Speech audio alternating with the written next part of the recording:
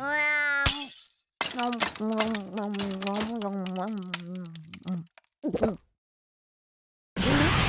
んだ、力が湧いてくるような気がしますな。天使の力を吸収した邪神ちゃんは生と邪の融合したスーパー邪神ちゃんに。天使の輪にそんな力が。Alright, today's introduction is Jashin-chan Dropkick.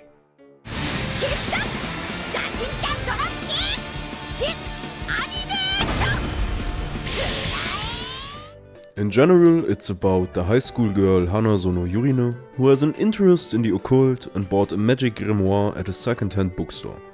She tried out a summoning ritual, described in the book, and unexpectedly, it worked. Well, now Yurine has signed a contract with the high-level devil Jashin-chan. But Yurine doesn't really need a devil, so she tells Jashin-chan to go back to hell. Turns out you need another ritual for that, which is in the second volume of the grimoire, which Yurine doesn't have. And with that, they start living together, until either Yurine finds the second volume, or Jashin-chan manages to kill Yurine, breaking the contract that way. It's a light-hearted comedy anime, in the supernatural slice-of-life genre. That means there's no grand plot with world-saving stakes. Instead, it tells 2 or 3 smaller stories in an episode about the not-so-average life of the not-so-average characters.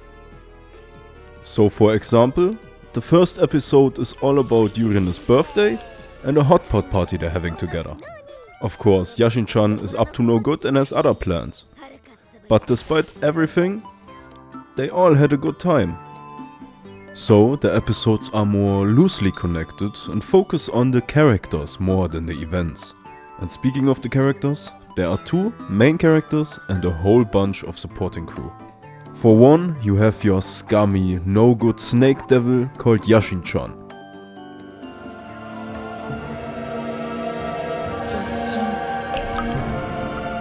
Gambles, drinks, uses her friends and constantly causes trouble.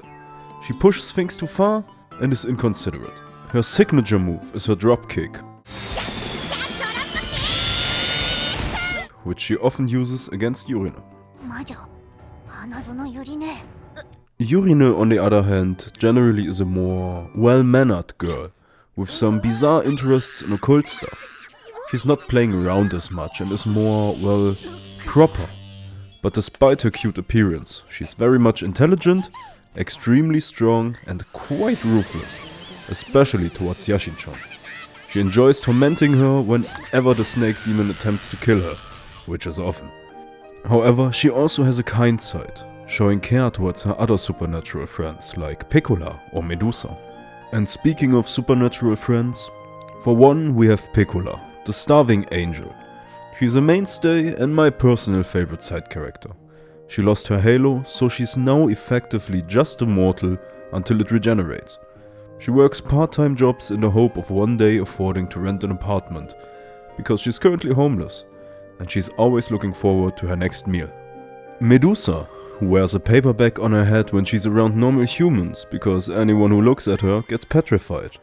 She also works hard, but mostly because Jashin-chan keeps asking her for money and Medusa keeps giving it to her. Medusa is soft-spoken and doesn't really stand up for herself. And then there's Minos, the Minotaur demon who's very much strong, simple-minded and hardworking. She enjoys physical labor and training her body. And she's always sunny and positive. Personally, I really like this anime. Heck, it's one of my top 3. It's one of those you can just watch again and again and still have fun. The over-the-top humor, the gore, the constant fourth wall breaking, the sound effects, the music. It doesn't take itself overly serious and is willing to be the butt of a joke if it means the viewer will have a good time. All in all, it's just silly fun that can still get emotional. So yes, you should watch Jashin-chan Dropkick. I have a great time whenever I watch it, and I remember being blown away the first time. As of now, it has 3 seasons with 12 episodes each and a handful of OVAs. The manga is ongoing and the story hasn't ended yet, so there's still a good chance for more seasons. Over the course of the other seasons, some more side characters are introduced, but that would take a bit too much of a spoiler, so I'll leave that for when you watch it yourself. And if you were looking for something similar, I would say Kobayashi's Dragon Maid hits the quirky characters that constantly cause weird situations,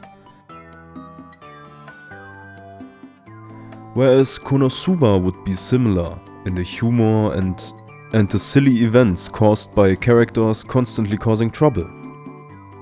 And with that, thanks for watching, and if you were looking for a similar video, why not try the one on the screen?